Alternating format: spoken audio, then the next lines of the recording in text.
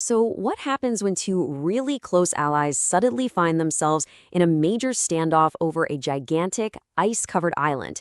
Well, today we're jumping right into this surprising dispute between the US and Denmark over Greenland, a conflict that has kind of unexpectedly become a key battleground in a whole new global power play. Okay, so how on earth did this even start? It all kicked off with a proposal that seemed to come completely out of left field. The United States offered to buy Greenland. Now, this wasn't just some casual diplomatic question. This was a move that really shook the foundations of a partnership that's been solid for decades. And right at the center of it all is Greenland. You have to remember, as the Arctic ice melts, it's opening up brand new shipping lanes and, maybe more importantly, access to a ton of untapped resources. This huge territory has gone from being this remote, frozen outpost to an absolutely critical geopolitical prize.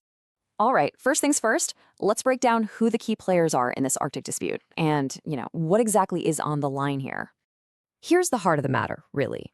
Greenland pretty much governs itself when it comes to local stuff. But, and this is the key part, Denmark is in charge of its defense and its foreign policy. It's that complicated relationship that makes this whole situation so incredibly tense. Now, let's take a look at the US side of this. How did this whole thing get going? Well, it started with a move so bold, so direct, that it caught almost everyone completely off guard. So the official argument from the US basically frames this as a national security issue. I mean, Greenland is home to the Thule Air Base, which is a super important part of America's missile defense and space surveillance network.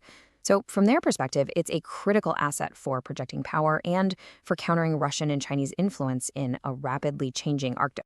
And the US decided to play hardball to show it was serious. This was not some polite request, not at all. It was backed up by the threat of some major economic pain. We're talking proposed tariffs of up to 25% on Denmark and other key European allies if a deal couldn't be reached. The message was pretty clear: cooperate or you're going to feel it financially. But it didn't just stop with economic threats. In a move that sent, absolute shockwaves through the alliance, the US administration specifically refused to rule out military action. And just like that, the stakes were suddenly way, way higher than anyone could have possibly imagined. So this really just boils the entire conflict down to two completely opposite, totally non-negotiable positions. The US wants to acquire the territory. Denmark refuses to even entertain the idea. There is simply no middle ground here, none at all. So when you're faced with this kind of immense pressure from a major ally, what do? Well, let's see how Denmark and Greenland reacted. Their response was swift, it was unified, and it left absolutely no room for interpretation. The public reaction was immediate, and it was powerful. All across both Denmark and Greenland, people just took to the streets, totally united under this one simple, defiant rallying cry: Greenland is not for sale. Denmark's official government position was just as firm. They rejected the whole proposal outright, making it crystal clear that there was nothing to even discuss. Even after these high-level talks, Danish officials basically came out and confirmed that, yep, fundamental disagreements were still there.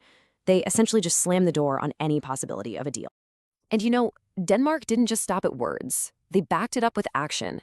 They increased their military presence in Greenland and put their forces on alert. The message was unmistakable. Danish territory was going to be defended. A dispute like this doesn't just happen in a vacuum, right? Especially not between two NATO allies. This whole conflict sent ripples right through the Western alliance, forcing other nations to just watch nervously from the sidelines. Yeah, the fallout spread pretty quickly. Diplomatically, you had NATO and EU allies voicing some really deep concern over this rift. Economically, even just the threat of tariffs created a lot of volatility in global markets. And on the ground, well, the public protests in Denmark and Greenland showed a powerful popular rejection of the US stance. And this is exactly why this whole dispute matters so much, far beyond the Arctic. It is a direct test of the Western alliance, and it's a huge challenge to the international idea that, national borders are not for sale. And so, this whole conflict really leaves us with a critical question for our time. In an era where global power is always shifting, what is the real price of sovereignty? And just how far are nations willing to go to defend it?